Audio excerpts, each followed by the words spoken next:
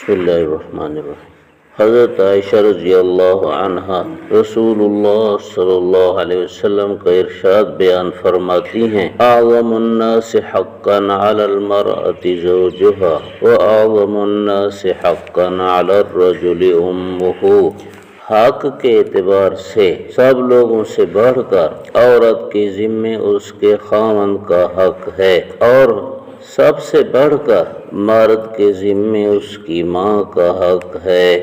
عورت کے ذمے سب سے زیادہ حق اس کے خاوند کا ہے، حتیٰ کہ حکم ہے کہ عورت اپنے خاوند کی اجازت کے بغیر ماں باپ کے گھر نہیں جا سکتی، بلکہ ماں باپ کے جنازے میں نہیں جا سکتی، یعنی ان کے فوت ہونے پر نہیں جا سکتی، کیونکہ جب شادی ہو گئی تو اب عورت پر سب سے زیادہ حق اس کے خاوند کا ہے۔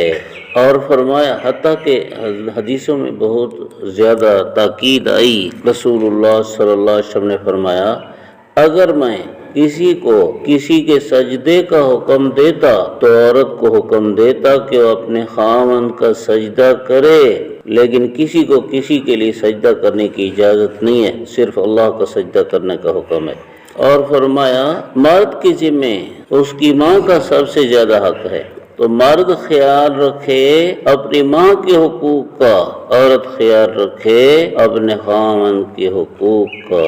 حضور صلی اللہ علیہ وسلم کی ایک حدیث میں ماں باپ کو مرد کے لیے جنت اور دوزخ فرمایا گیا کہ ماں باپ تیرے لیے جنت بھی ہیں، دوزخ بھی ہیں، یعنی ان کی خدمت کر کے، ان سے اچھا سلوک کر کے جنت حاصل کر سکتا ہے، بدسلوکی کر کے، نافرمانی کر کے دوزخ حاصل کر سکتا ہے۔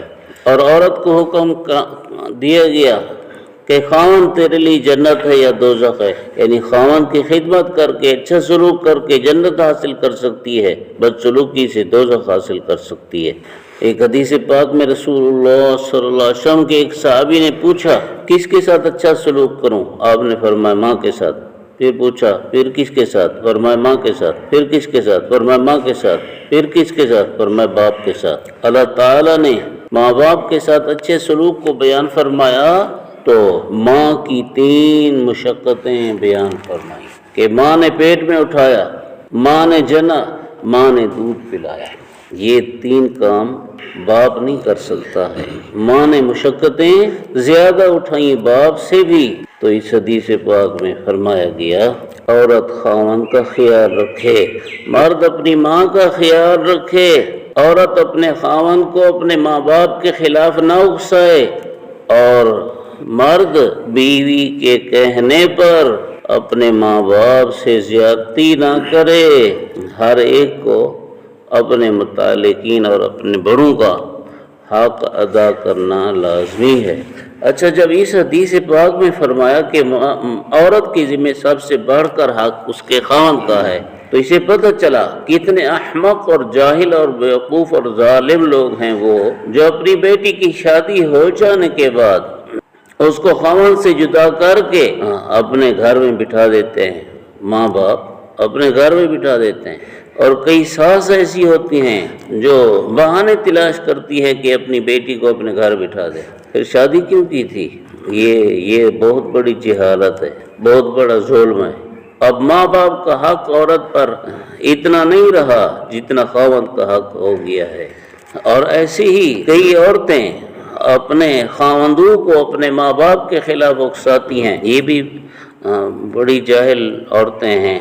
اور ایسے ہی یہ خاوند جو اپنی بیوی کے کہنے پر ماں باپ کے ساتھ ظلم و زیادتی کریں، یہ خاوند بھی جاہل ہیں۔